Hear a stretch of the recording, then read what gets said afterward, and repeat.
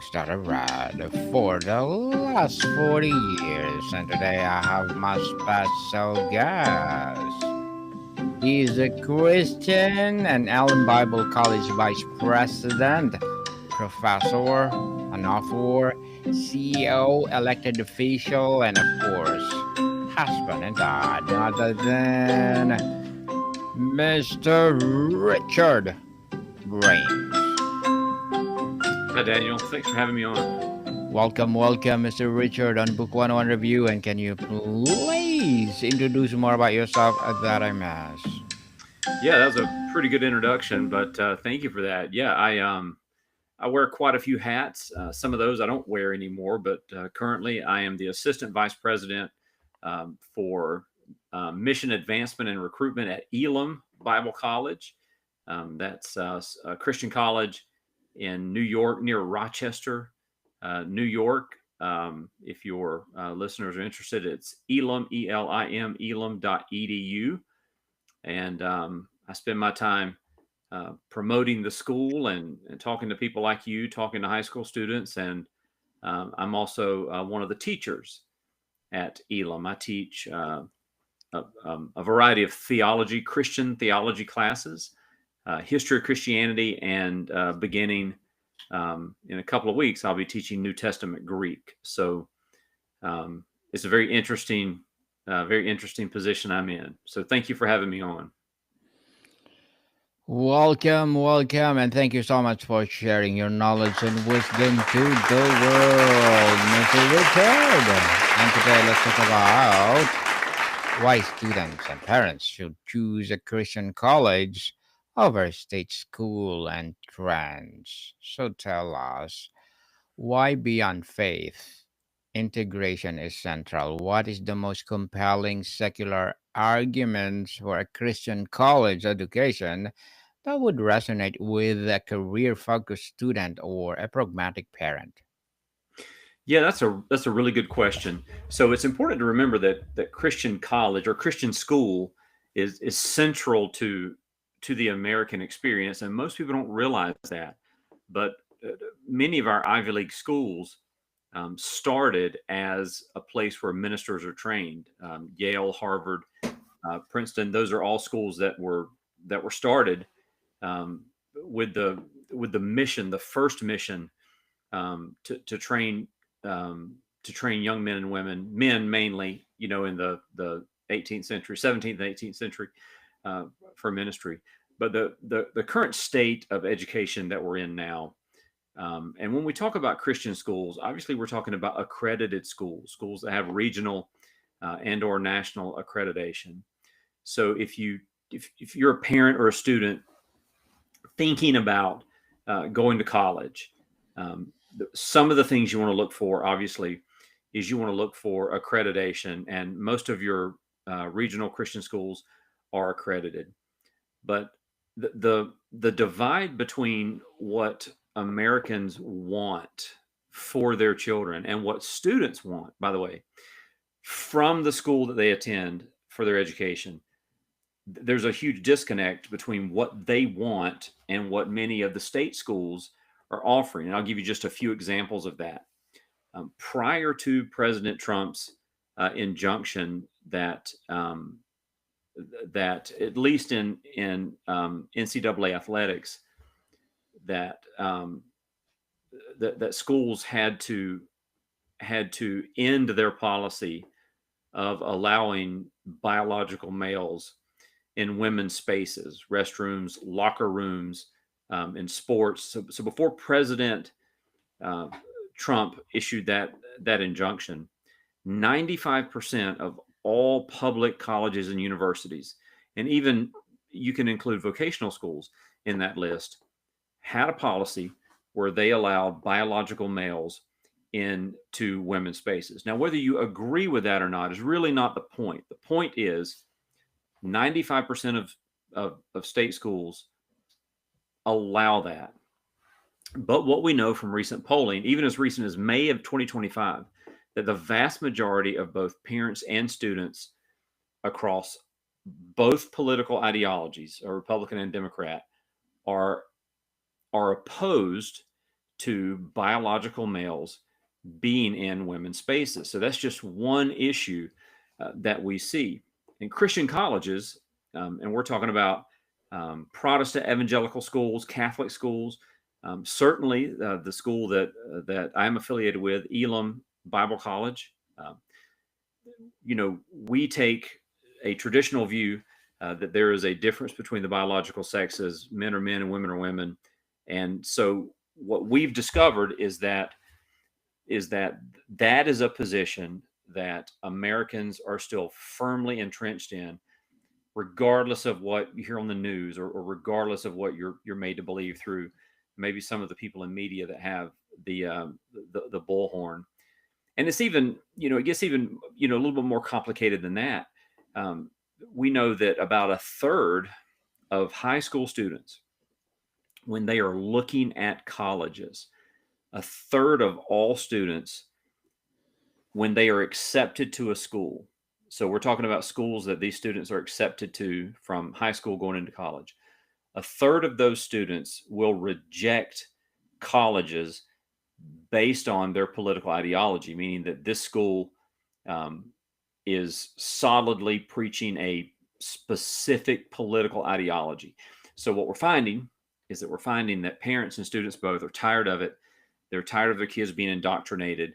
They're tired of colleges and schools focusing on seemingly everything except education. So what we offer in Christian schools is we offer education. We offer liberal arts education. Your students that come to Elam Bible College, they're going to take English and math, and they're going to take literature, and they're going to learn the classics, and they're going to do all those things, whether they're majoring in business, or whether they're majoring in theology, or even if they're participating in one of our vocational certificate programs, like our construction certificate.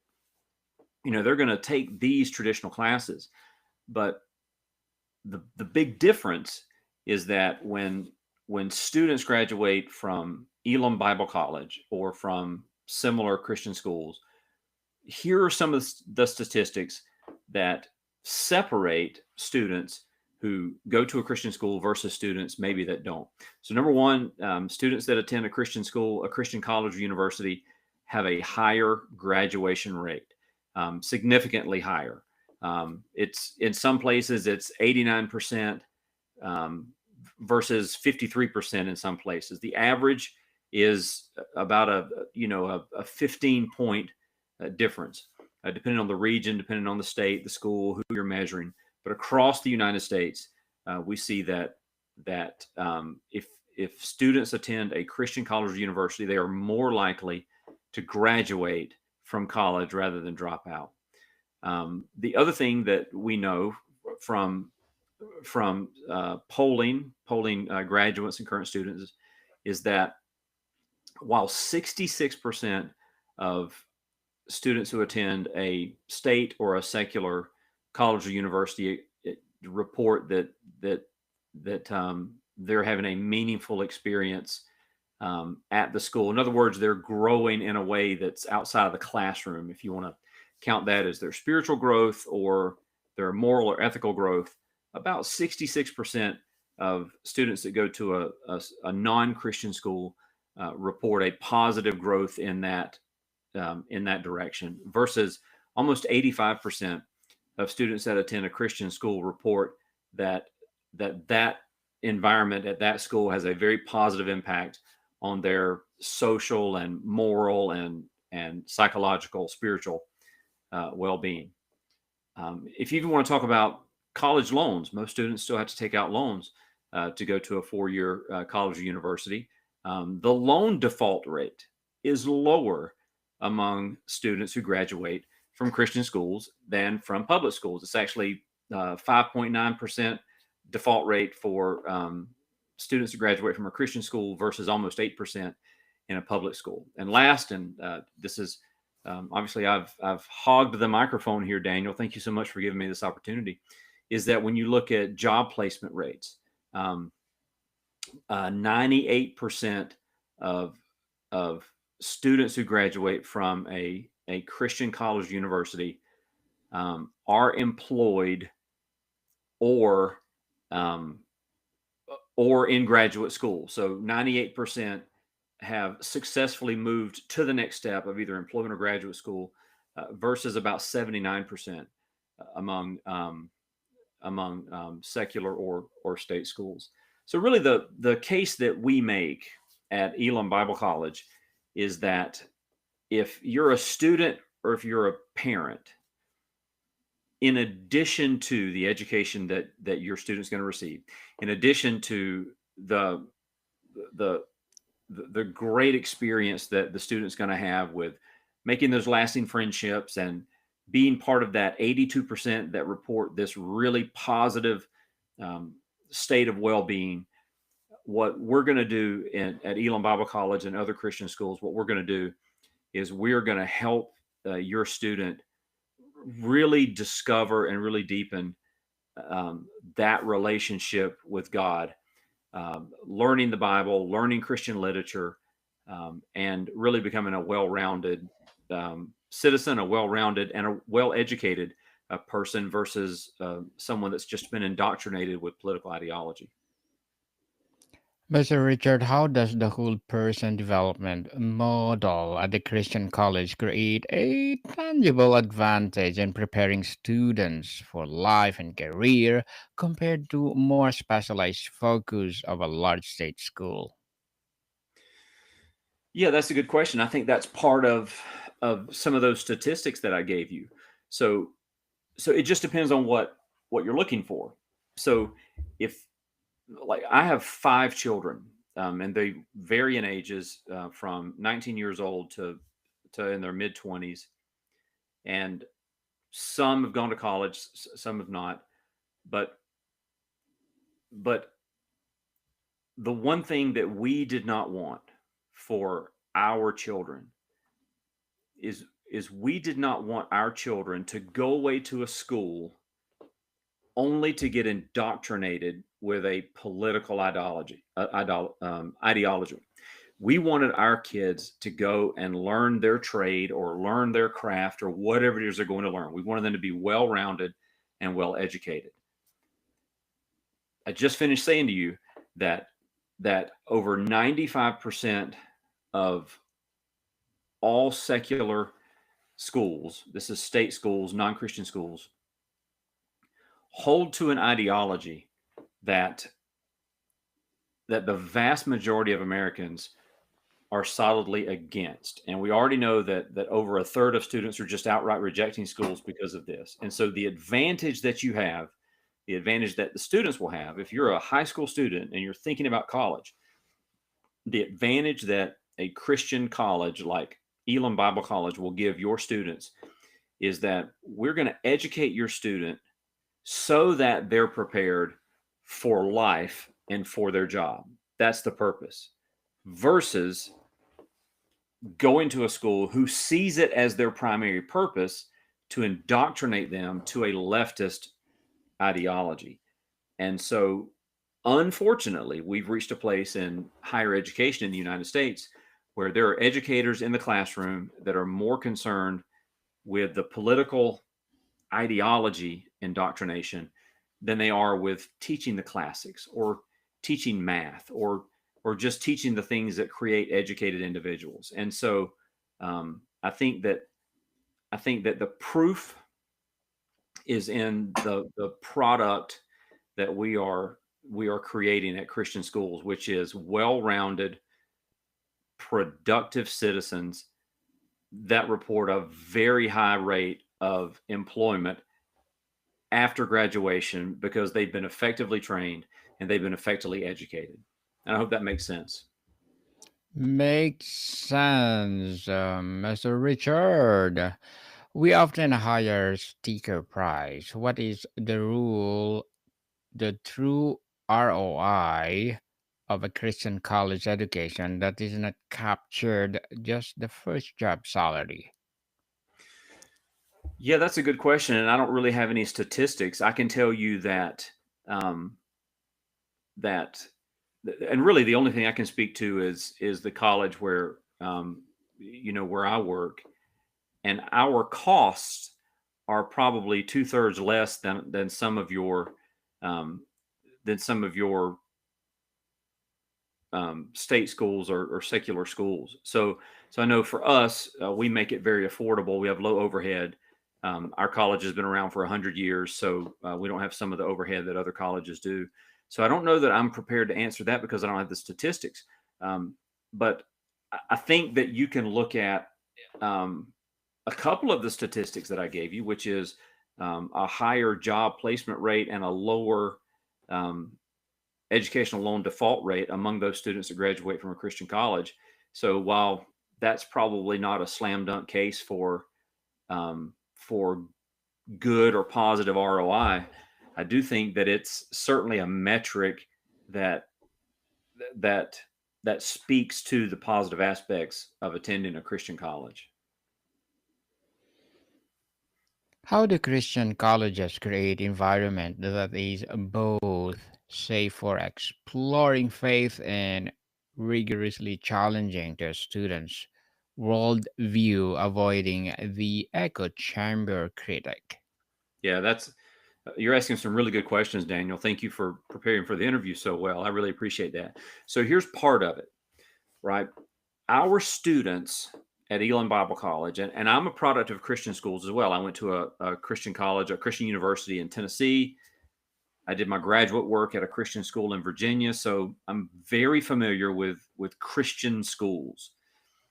And so what you find at a Christian school, even if it's a denominational school that teaches one specific sort of doctrinal position, what you find is that Christian schools, by virtue of their nature as Christian, they invite questions, they invite dialogue, and they invite dissenting opinions within the context of discussions, whether it's in one of their, Bible classes, or whether it's in their general psychology class, or even in their biology class, right? So Christian colleges have this. Certainly at Elam, we have it. This culture, really, where you have this expectation that there's going to be this certain level of tension between these students that come from all these different backgrounds and they've got all these questions. So you've got some tension, but that's what learning is, and that's what Christian colleges do such a good job at, is taking that tension and creating these students who learn how to have meaningful dialogue and how to think critically.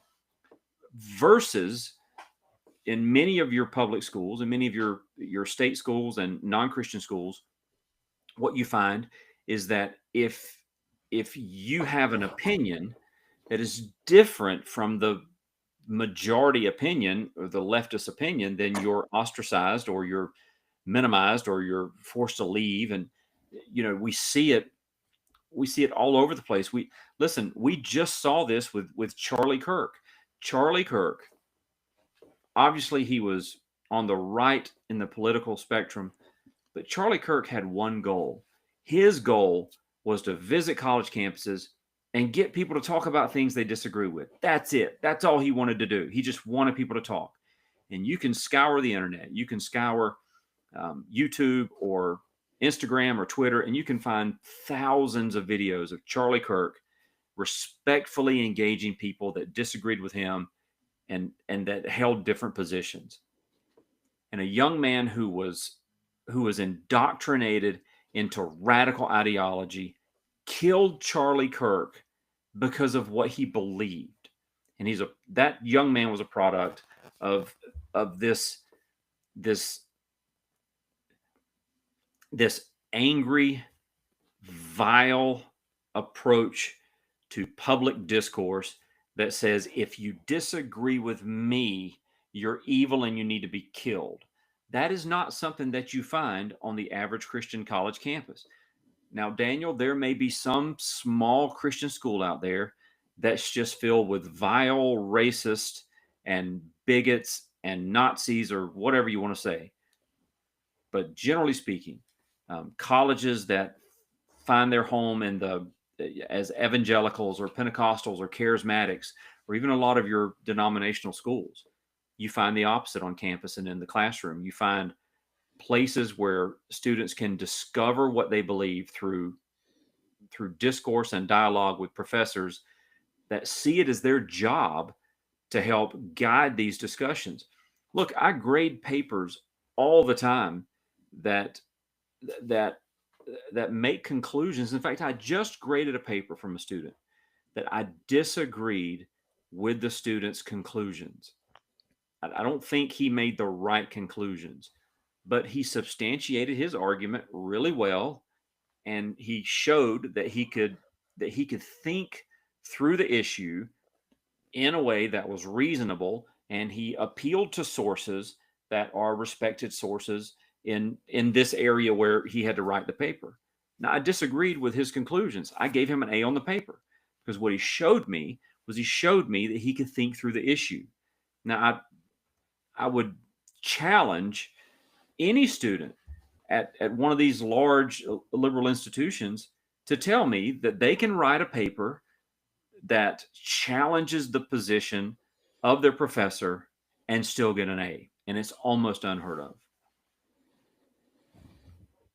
Addressing modern trends and perceptions in an era where many young people are demonstrating or deconstructing their faith, how does Christian college environment actually provide a more robust foundation for these questioning than navigating it alone at a secular university? So the difference, Daniel, is the secular university wants you to deconstruct your faith because they see Christianity as the enemy to the godless society that they want to create. So they want you to deconstruct your faith. So really, there's no such thing as deconstructing your faith in terms of having a deconstructed faith. You either have faith in terms of believing in Christianity or you don't, right?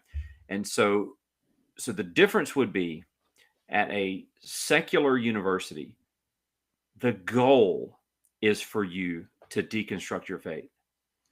But at schools like where I teach and work at Elam Bible College, our goal is to help you discover and deepen what you believe. Now, we believe that the 66 books of the Bible are the Word of God. We believe that Jesus is a historical figure that lived a perfect life. He was God incarnate. He did for us what we cannot do for ourselves, and he died on the cross for us, and he rose again, and he was God in the flesh. Like, we believe all of that, but what we don't do is force our students to believe what we believe.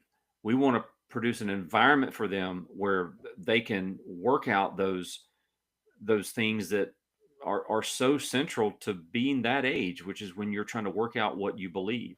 And so the difference really is that at a Christian school, you're going to have the opportunity to think through those things and to talk through those things with professors that care about you and that care about your well-being versus professors that are just trying to turn you into another leftist robot that doesn't think, that just parrots whatever the leftist ideology is. And I think that's the biggest difference. Now, obviously, Daniel, I'm biased here, but I'm not biased because I live in a vacuum.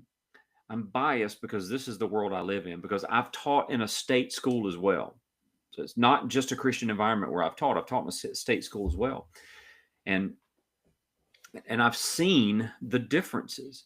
And besides the religious difference, besides this obvious difference that if you come to Elam Bible College or Lee University or Southeastern University or Liberty University or Regent University or Colorado Christian or any of these fantastic Christian colleges, if you come to any of these schools, you're going to take courses in theology and the Bible.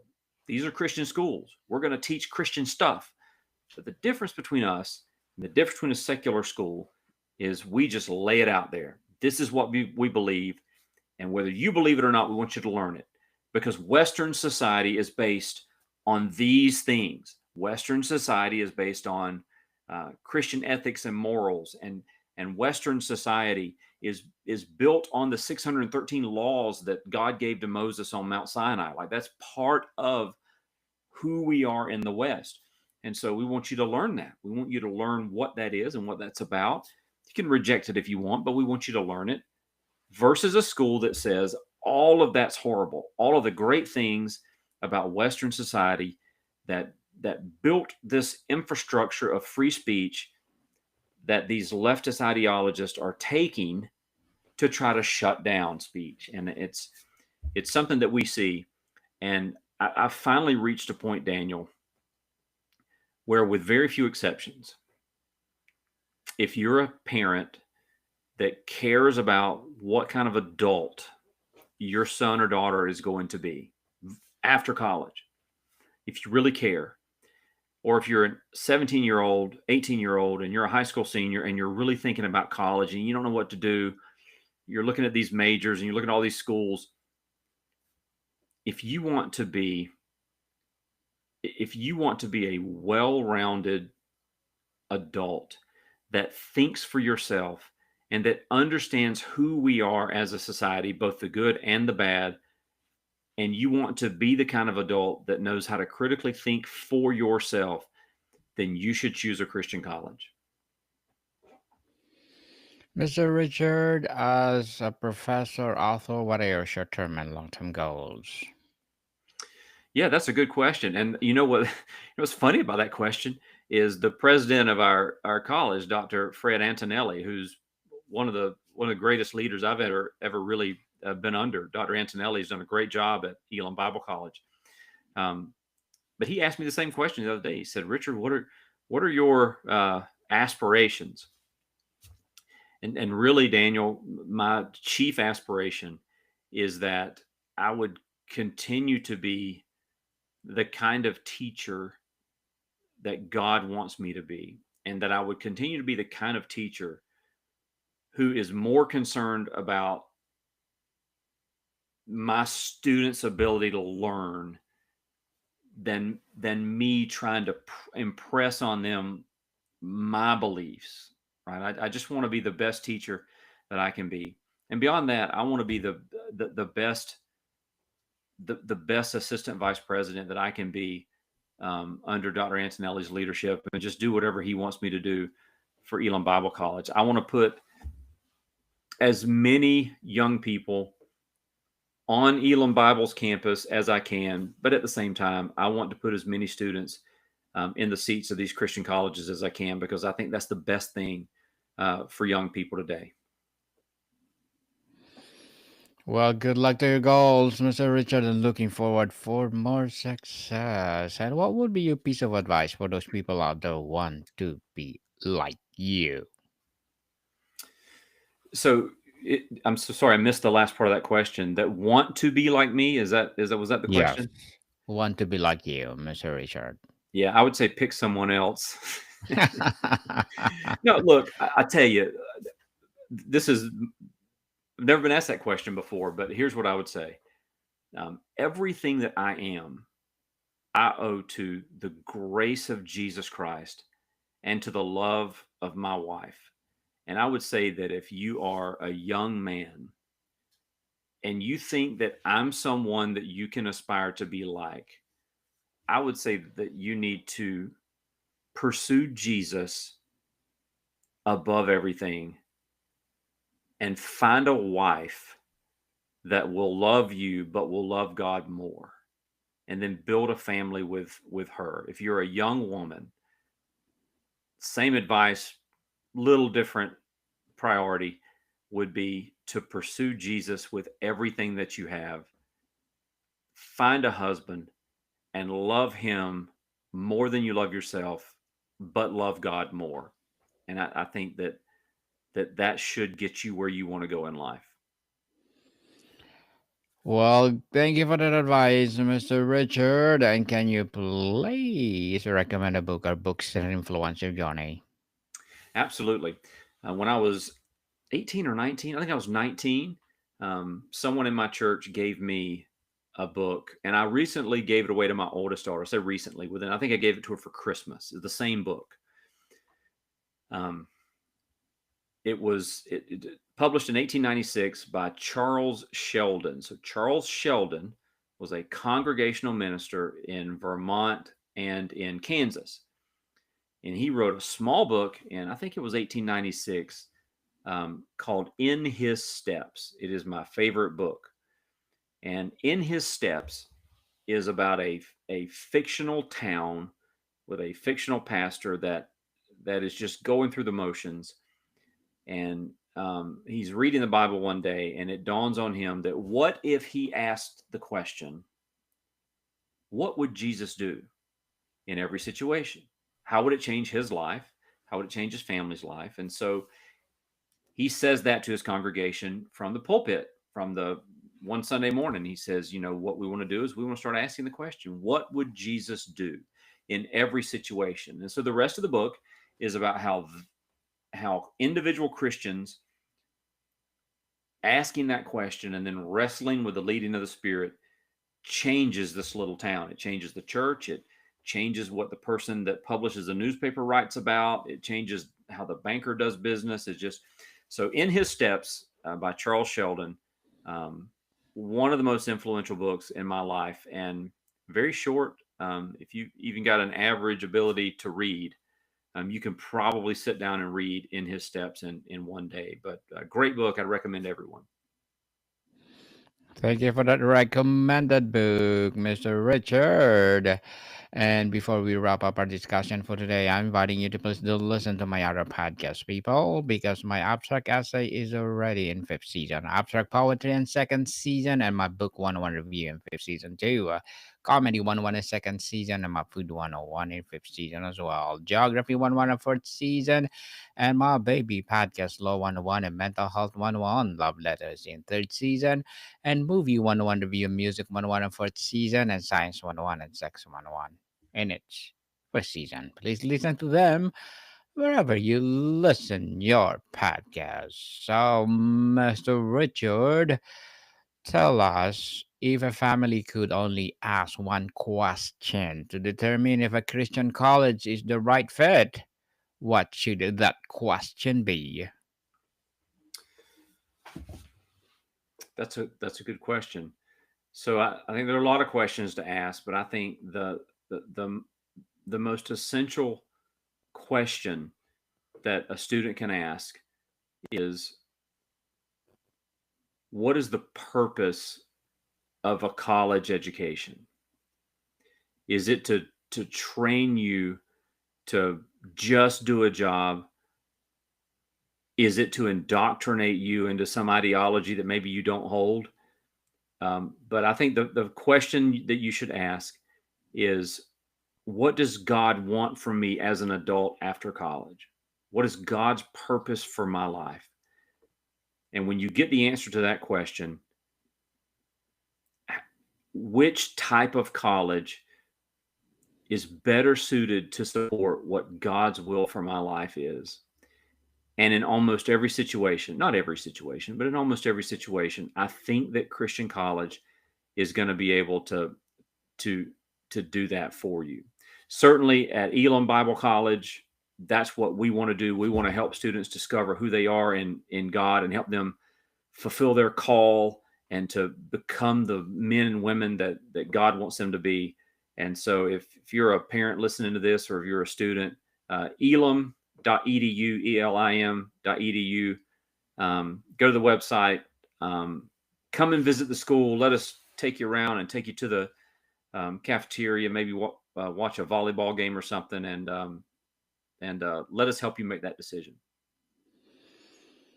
Mr. Richard Rains, thank you so much for sharing your knowledge and wisdom to the world, and hoping for more and more empowering advocacy to come. So, can you please invite our listeners to support once more your business itself? Yep. Elam Bible College, ELIM, in Lima, New York, like lima bean. So ELIM.edu. So visit that website and come visit the campus. Yes, people support Mr. Richard Rains, and for sure more and more empowering students will rise. So, Mr. Richard, thank you so much for your time. Yeah, thank you for having me, Daniel. Monica people, see you soon.